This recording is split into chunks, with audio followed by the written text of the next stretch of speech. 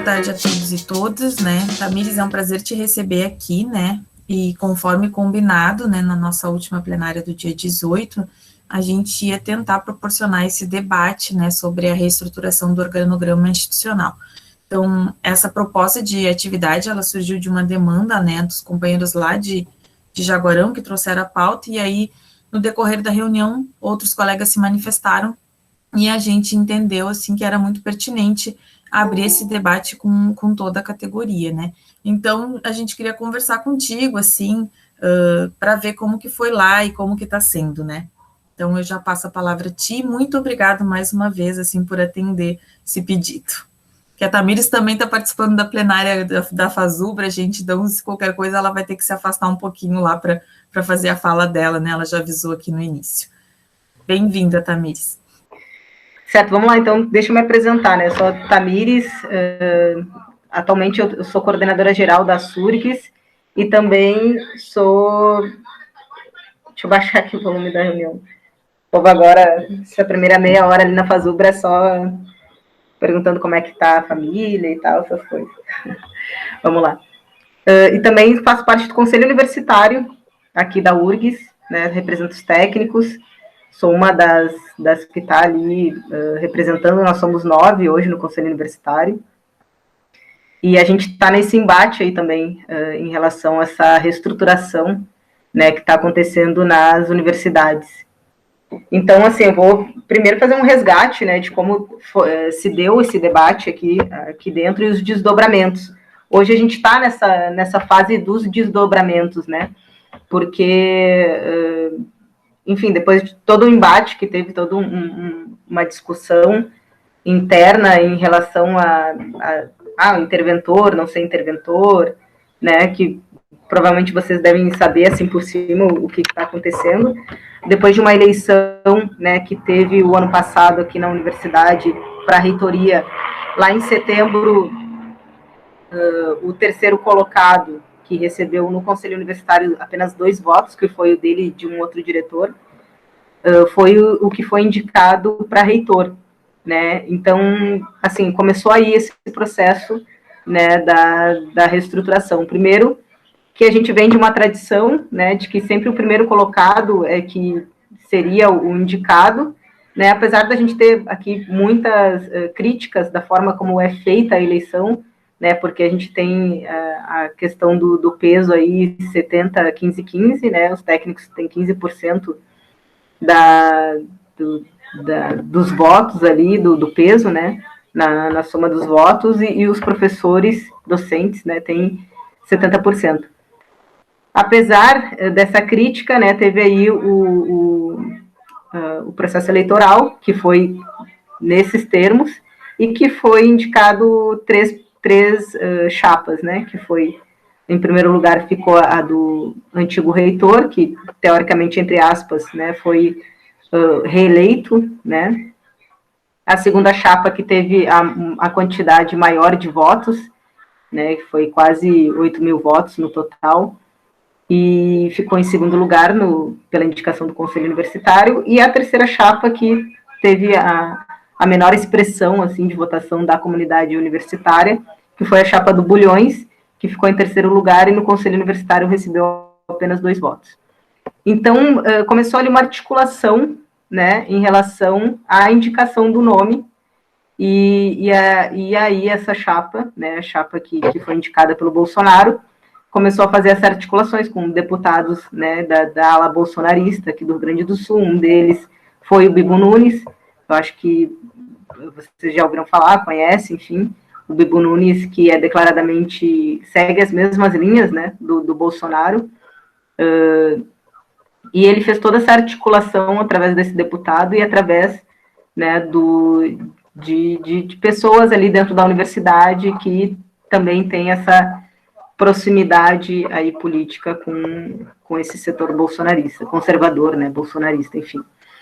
Então, eles conseguiram essa indicação, né, até meio que a gente pagou para ver, não vai acontecer essa indicação e tal, e no fim acabou se concretizando isso, ele foi indicado ao cargo de reitor lá em setembro de 2020. Bom, a gente já sabendo que nenhuma indicação ela vem de graça, né? A gente já sabia que uma hora essa gestão iria cobrar, né? Ia ter essa cobrança aí da fatura, né? E aí a gente acha que, em certo sentido, já veio, que é sobre essa reestruturação, né, que aconteceu, que está acontecendo aí na universidade. Fala, meu anjinho. Oi, mãe, eu vou assobiar.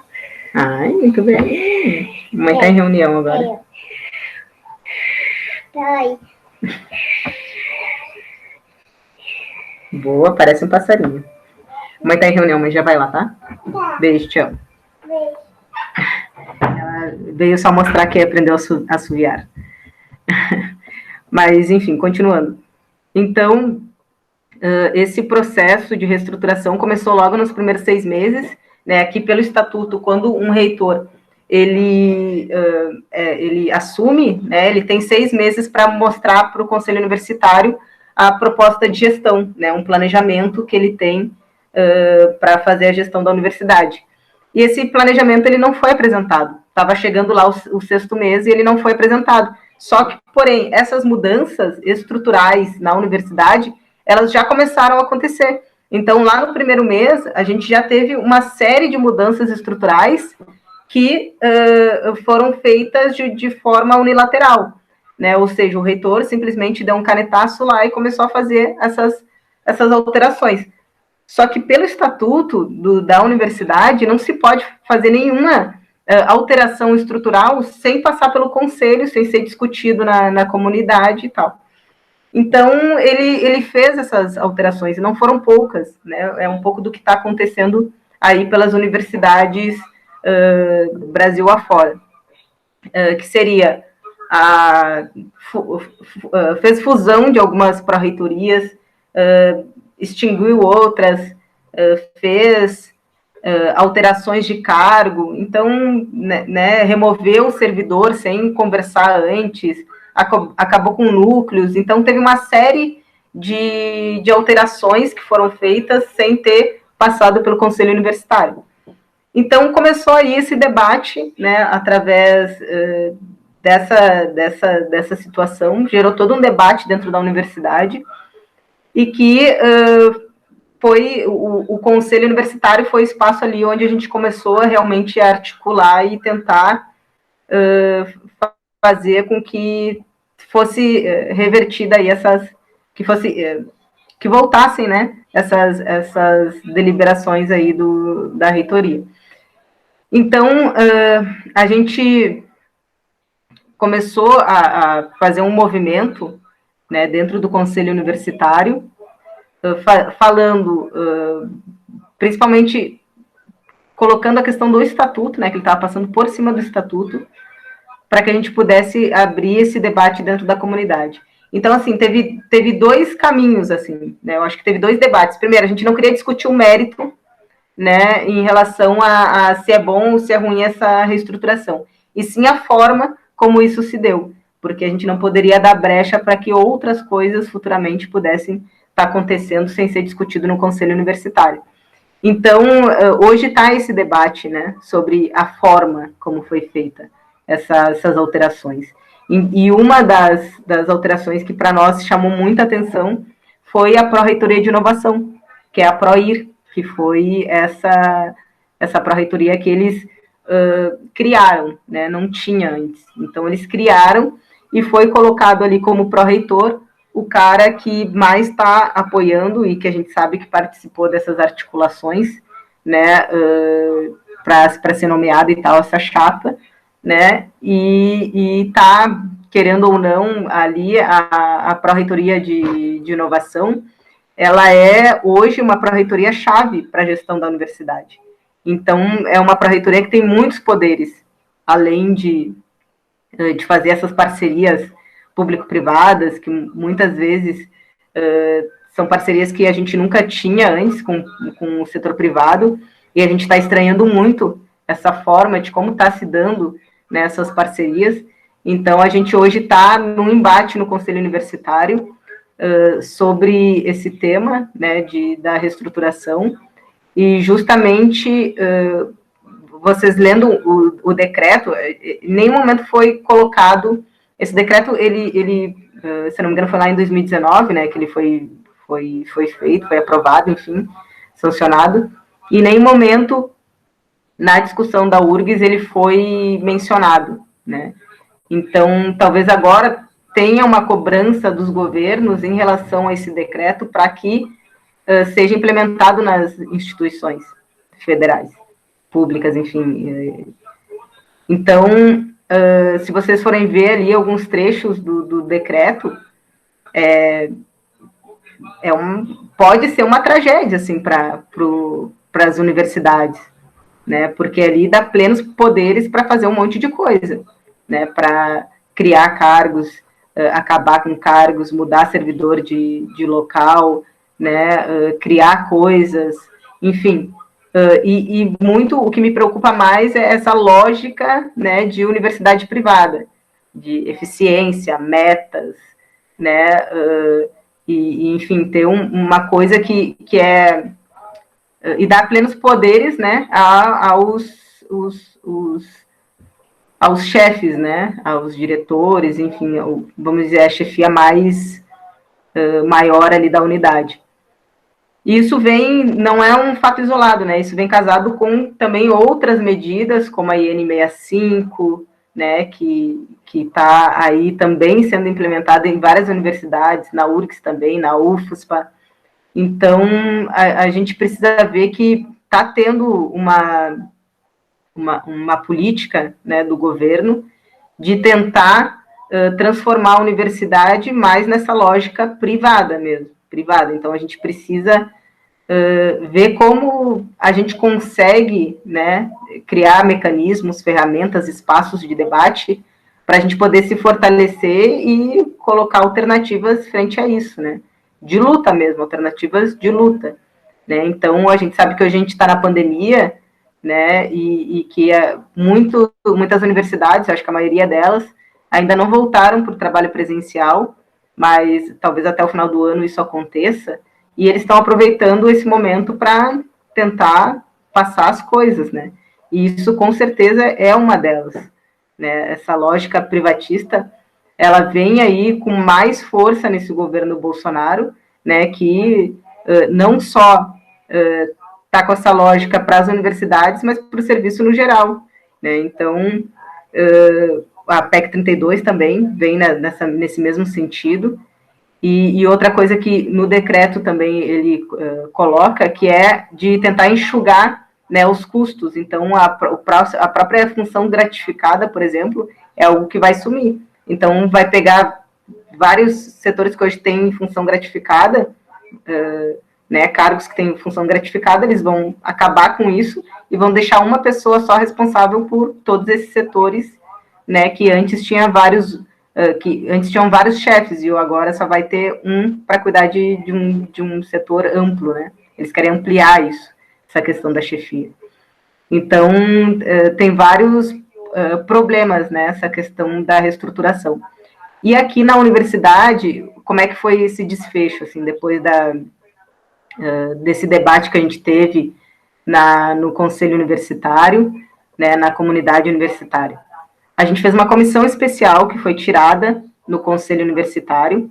Essa comissão especial foi paritária, então isso já é uma vitória, né?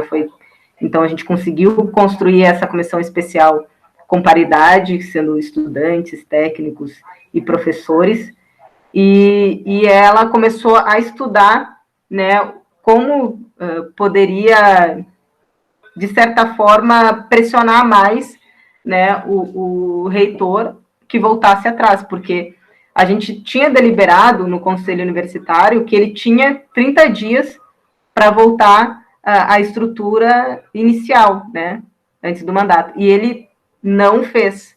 Então, ele passou por cima de uma deliberação do Conselho. Então, essa comissão especial, ela foi criada nesse sentido, de tentar ver, de apontar, né, alguma forma de pressionar ele. Eu não vou dizer punição, foi a palavra que veio na minha cabeça, porque o Conselho ele não pode punir, ele não tem essa, vamos dizer, não tem esse poder, né, de abrir um PAD, agora a gente vai aqui deliberar que vão abrir um PAD contra o reitor, a gente não tem esse poder. Então, ele indicou, na verdade, que o MEC investigasse, né, o reitor nesse sentido, porque ele passou por cima do órgão máximo, né, da universidade, isso não é qualquer coisa, né. Então, essa comissão especial fez um parecer relatando tudo o que aconteceu, certo? E a gente vai encaminhar isso para o MEC. Agora, no dia 1º de julho, vai ser lido esse parecer, é um parecer que ainda está dentro da universidade, mas, claro, pelo SEI, qualquer servidor tem acesso, né, a esse parecer, então já saiu até notícia no jornal, teoricamente ele já é público, né, então a gente vai tentar aí ver quais são os desfechos, né, dos próximos acontecimentos em relação a esse debate. Essa proposta, né, esse manual aí, ele faz parte de um projeto político do governo de privatização. E não é só do governo Bolsonaro, vem dos governos anteriores também, né? Só que, com certeza, ele tem, hoje, está dando uma certa celeridade, né, a esse projeto. E, enfim, ele, o Guedes, né, faz parte aí desse projeto político-econômico que o governo tem para o serviço público no geral.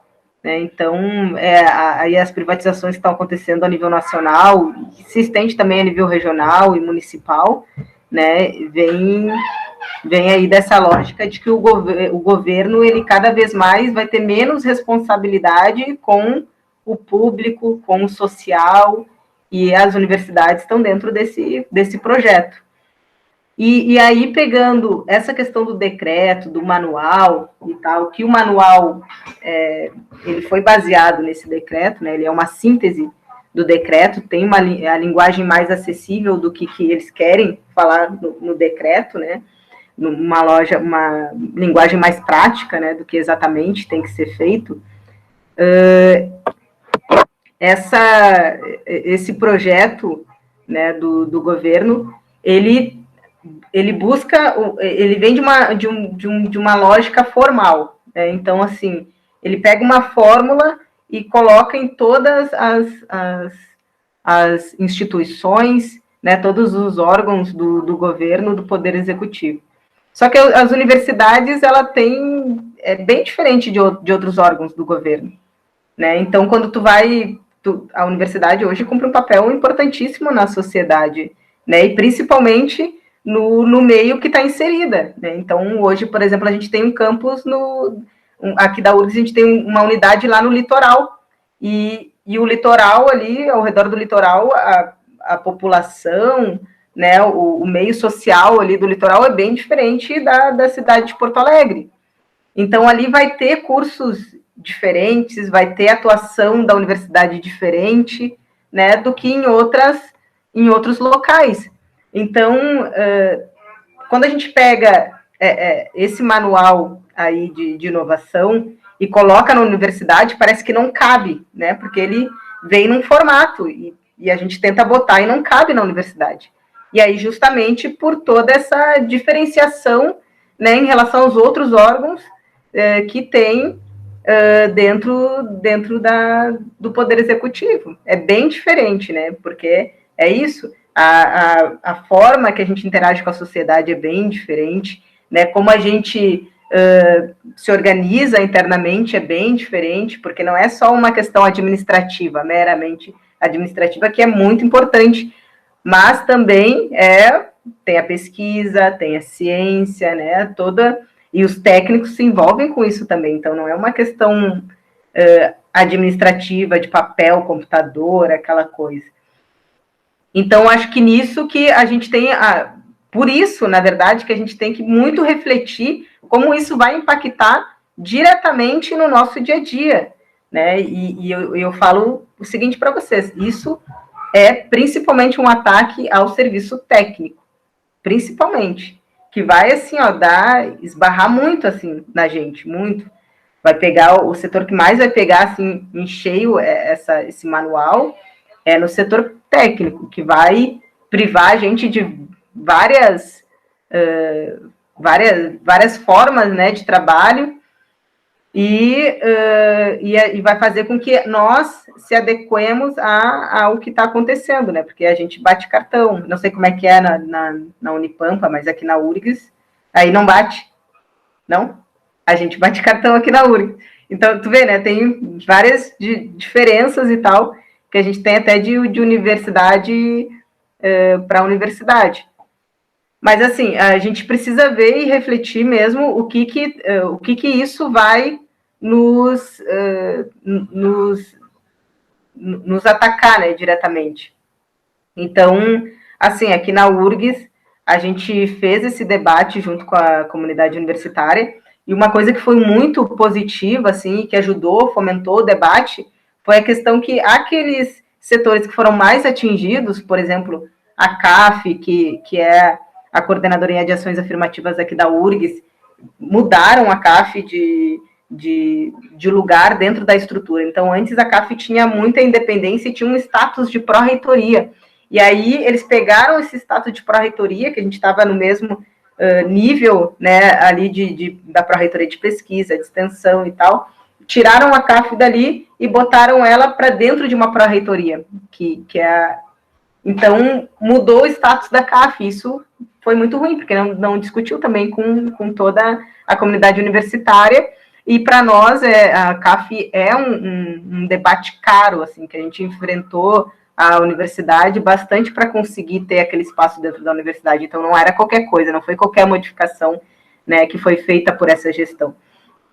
E outras modificações também. Então, teve alguns setores que os servidores, sem falar com nenhum servidor, simplesmente tirou ele de um lugar e falou, a partir de tal data tu vai começar a trabalhar em outro setor. Então, teve uma revolta desses setores, né? Então, fizemos carta pública, né? Mandaram para o e-mail de todos os servidores. Então, isso começou a gerar uma falação e tal, e a partir da comunidade ter essa inquietação, né, de querer, olha, discutir como assim vão me trocar de lugar, como assim vão acabar com essa pró-reitoria, como assim vão criar uma nova pró-reitoria, e as pessoas começaram a se inteirar mais do debate, e isso fez com que a gente criasse espaços para discutir isso, e ali formar uma opinião e poder levar isso adiante. Então, isso foi importante, esse primeiro movimento que veio, sim, dos setores que foram diretamente atingidos dentro da universidade. Isso foi muito bom,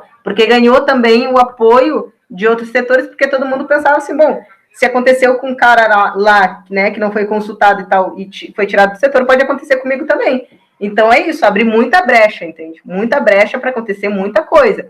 Então, é bom sempre falar para os colegas que é o seguinte, não é porque aconteceu comigo, pode acontecer contigo, e todo mundo tem que estar junto. Acho que e nesse sentido tem que sempre ter esse discurso, né, de que a unidade ela é muito importante, e não só a unidade entre os técnicos, mas a unidade entre os professores, com os professores, com os estudantes, né, e nisso, aqui na universidade a gente conseguiu juntar todo mundo, isso foi importante, né, e hoje a gente tem um setor aí bem bom, assim, coeso, para poder enfrentar, né, essas alterações aí que o reitor está fazendo. Aqui, uma pergunta, acho que foi o Paulo que fez, né, sobre a questão das unidades, né, aqui cada unidade tem também seu estatuto, e aí quando a unidade quer mexer na estrutura, isso sim tem que passar pelo conselho da unidade, mas também tem que passar pelo conselho geral da universidade, né? Então, eles podem aprovam lá e mandam para o Conselho Geral também da universidade. Então, isso está, né, no estatuto. Então, com certeza, isso é um ponto que se está no estatuto da Unipampa, é um ponto que vocês têm que bater. Não tanto, para não misturar, assim, os assuntos, né, não tanto em relação, eu acho que é importante discutir mais a questão da forma do que a questão do mérito, né, num primeiro momento. Porque é para eles não ter argumento, né? Não, mas vai ser bom porque vai acontecer isso, não sei o quê. Não, a gente, agora, pelo menos na URGS, a gente só quer discutir a forma. Bom, aí depois a gente vai para o pau para discutir o mérito, né? Porque a gente com certeza já está se apropriando sobre a questão do que é essa pró-reitoria de inovação, né? Quais os impactos que vão ter para os servidores, para os estudantes. Então, nesse primeiro momento, a gente quer voltar lá à estrutura que estava antes, né, da universidade, e depois a gente vai entrar no debate do mérito. E é isso, nesse sentido, eles não têm argumento plausível para dizer, não, nós fizemos, estamos respaldados em tal e tal lei, enfim. Eles não têm esse respaldo. Então, por isso que para nós é muito importante que hoje se discuta mais a forma, né, limpe o campo. Hoje a gente vai discutir a forma como foi feita, que está errado, vocês estão errados e ponto. E depois a gente vai discutir o mérito, né, dessa proposta, se ela é boa ou não para a universidade, se ela é boa ou não para os técnicos, se ela é boa ou não para os docentes e para os estudantes. Então, acho que tem que ser mais ou menos nessa linha, assim. E uma coisa que funcionou muito, muito para nós, né, que a gente está hoje numa pandemia, todo mundo está em trabalho remoto, meio que parece que cada um está cuidando da sua vida, né, as coisas estão acontecendo e o que importa é o meu trabalho ali na frente do computador, entregar a demanda e tudo mais.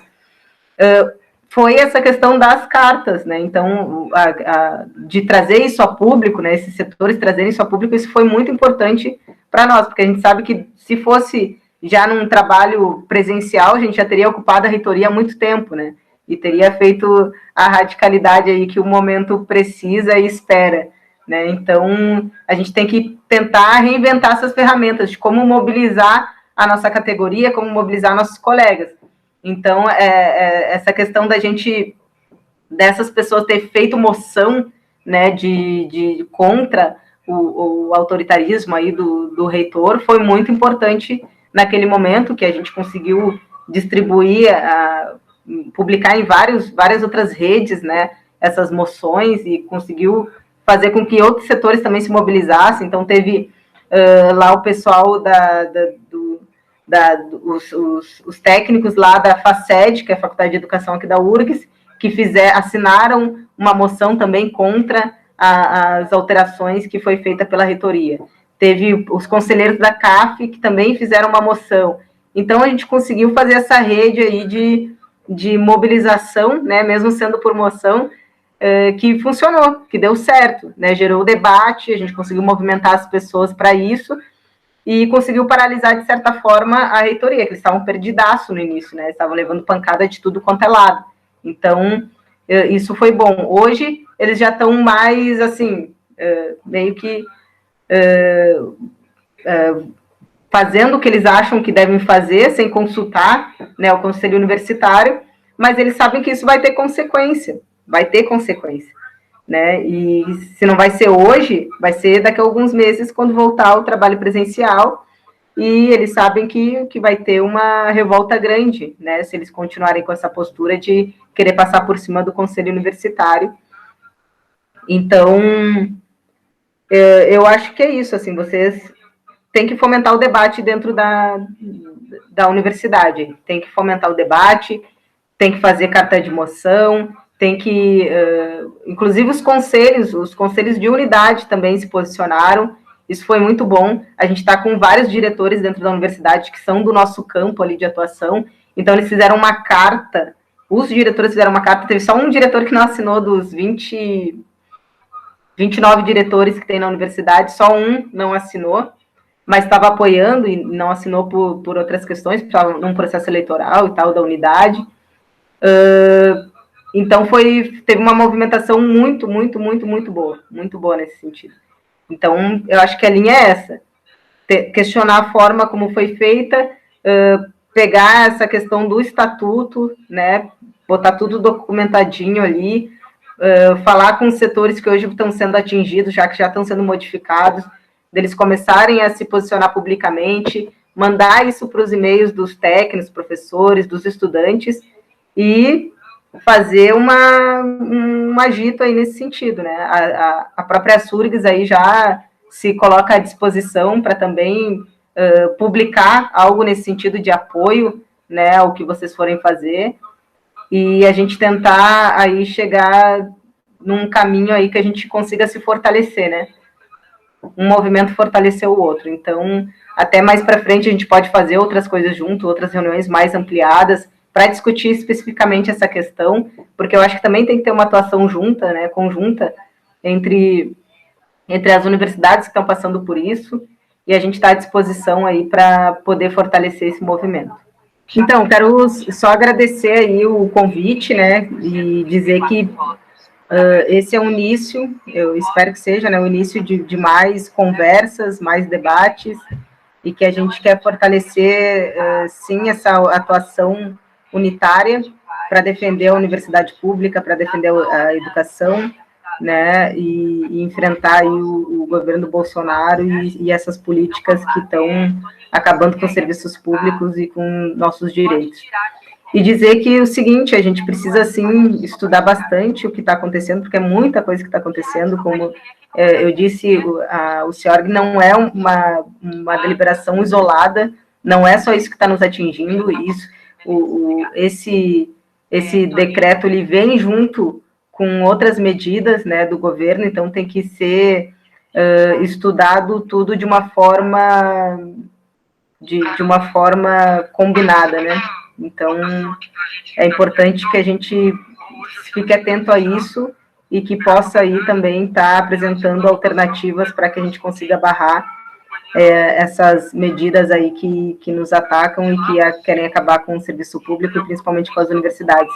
A gente sabe qual é a opinião do governo em relação às universidades públicas, né? A gente já teve vários ministros da educação aí que expressaram, né, a forma como o governo pensa em relação à educação, o investimento à ciência, né, ao ensino, à pesquisa, à extensão. Então, a gente precisa, sim, estar preparado não só para lutar em relação a essas questões dentro da universidade, mas também fora da universidade. Vai ter uma hora aí que a gente vai ter que realmente sair para a rua com força para tentar barrar essas medidas, né? Mas enquanto isso não chega, a gente precisa preparar o terreno para que um dia isso aconteça. Então, é importante, sim, que a gente faça esses espaços de debate e que a gente possa cada vez mais estar fortalecendo, então, essa pauta, né, que está aí viva dentro da universidade. Precisamos dar uma resposta o quanto antes. É isso, obrigada pelo convite, espero em breve voltar aí mais uma vez para a gente continuar essa conversa. Tamires, muito obrigada, assim, eu me senti muito contemplada, assim, com a tua exposição, né, e com certeza isso faz parte de um desmonte, né, da educação pública, de engessar a nossa universidade, né, então te agradeço, tu já estás convidada, assim, para participar de outras atividades conosco, assim, é importante a gente criar esse vínculo, né, e se aproximar enquanto sindicato, assim, muito bacana. Eu queria agradecer a presença de todos também e todas que estiveram aqui. Muito obrigada, então, Tamires. E um abraço. Silvio, tu chegou bem no final. Quando eu te vi entrando, eu disse, o Silvio chegou agora, a gente já está acabando. Mas a gente gravou, e aí depois a gente vai disponibilizar lá no nosso canal no YouTube, daí você pode acompanhar. Tá, gente? Muito obrigada, então.